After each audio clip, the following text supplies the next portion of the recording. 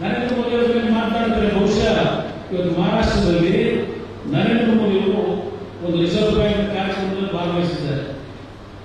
ಯಾವುದು ನರೇಂದ್ರ ಮೋದಿ ಅವರು 2014ರಲ್ಲಿ ಪ್ರಧಾನಮಂತ್ರಿಗಳಾದಾಗ ಈ ಒಂದು ದೇಶದಲ್ಲಿ ಜನರಲ್ ಸ್ಕೀಮ್ ಅಂತಕ್ಕಂಥ ಒಂದು ತಂದರು ಕಾರ್ಯಕ್ರಮ. ಆ ಜನರಲ್ ಸ್ಕೀಮ್ ನಲ್ಲಿ ಪ್ರತಿ ಬಡ ಕುಟುಂಬಗಳು ಒಂದು ಬ್ಯಾಂಕ್ ಅಕೌಂಟ್ ಅನ್ನು ತೆರೆಯಬೇಕು ಅಂತ.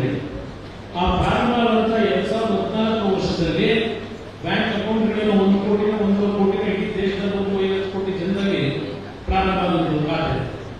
ಅವತ್ತು ಕೇವಲ 1300 ಕೋಟಿನ 1300 ಕೋಟಿ ಆ ಜನರ ಖಾತೆಗೆ ಹಣ ಬಂತು. ಇವತ್ತು ಈ ನಾಡಿನ 58 ಕೋಟಿ ಕುಟುಂಬಗಳಿಗೆ 58 ಕೋಟಿ ಜನ ಜನರಲ್ ಯೋಜನೆಯಲ್ಲಿ ಬ್ಯಾಂಕ್ ಅಕೌಂಟ್ ಸ್ಥಾಪನೆ ಆಗಿದೆ. ಅಲ್ಲಿ ಚಟುವಟಿಕೆಗಳು ಸಣ್ಣ ಪುಟ್ಟ ವ್ಯಾಪಾರ ಮಾಡೋದ್ರಿಂದ ಪ್ರಾರಂಭ ಆಗಿದೆ. 3 ಲಕ್ಷ ಕೋಟಿ ಹಣ ಇವತ್ತು ವ್ಯವಹಾರ ನಡೀತಾ ಇದೆ ಆ ಜನರಲ್ ಅಕೌಂಟ್ ಬಡವರ ಒಂದು ಬ್ಯಾಂಕ್ ಅಕೌಂಟ್ ಅಲ್ಲಿ. ಇದು ಸಾಧನೆ ಆಗಿದೆ. ಇವತ್ತು ನಮ್ಮಲ್ಲಿ ಕೇಂದ್ರ ಸರ್ಕಾರ ರಾಜ್ಯ ಸರ್ಕಾರಗಳು ಒಂದು ಸುಂದರ ಬಾಂಧವ್ಯದಲ್ಲಿ ನಡೆಯಬೇಕು. ಪ್ರತಿನಿತ್ಯ ಸಂಘರ್ಷ ಮಾಡಿಕೊಂಡು ಹೋದ್ರೆ ಯಾರು ಕೇಳ್ತಾರೆ ಇವ್ರನ್ನ? ಭಾರತದ ಒಕ್ಕೂಟದ ವ್ಯವಸ್ಥೆಯಲ್ಲಿ ಇದೆಲ್ಲೂ ಈ ಕೋರ್ಟ್ ಹೋಗಿದ್ದಾರೆ. ಏನಾಗುತ್ತೆ ಕೋರ್ಟಲ್ಲಿ? ಕೋರ್ಟ್ ಮಾಡಲು ಸಾಧ್ಯ? ಒಕ್ಕೂಟದ ವ್ಯವಸ್ಥೆಯಲ್ಲಿ ಮಾಡಲಿಕ್ಕೆ ಸಾಧ್ಯವಾ?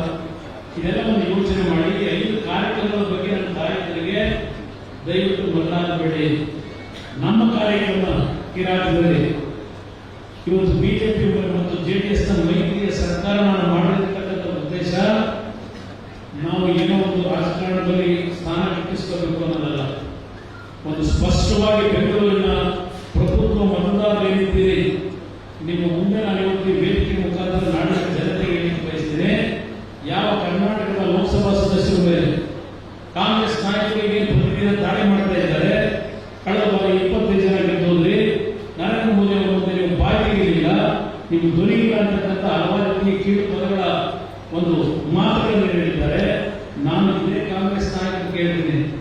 1952 ಪ್ರಥಮ ಚುನಾವಣೆ, ಅಲ್ಲಿಂದ 1977 ಎಮರ್ಜೆನ್ಸಿ ಡಿಕ್ಲೇರ್ ಅವರಿಗೆ ಆದಂತ ಚುನಾವಣೆಯವರೆಗೆ ಇದೇ ಕಾಂಗ್ರೆಸ್ಗೆ ಕರ್ನಾಟಕ ರಾಜ್ಯದ ಜನತೆ 505 ನಡೆದಂತಹ ಎಲ್ಲಾ 28 ಕ್ಷೇತ್ರಗಳಲ್ಲಿ ಲೋಕಸಭೆಗೆ ಕಾಂಗ್ರೆಸ್ನವರೇ ಗೆಲ್ಲಿಸಿದರು.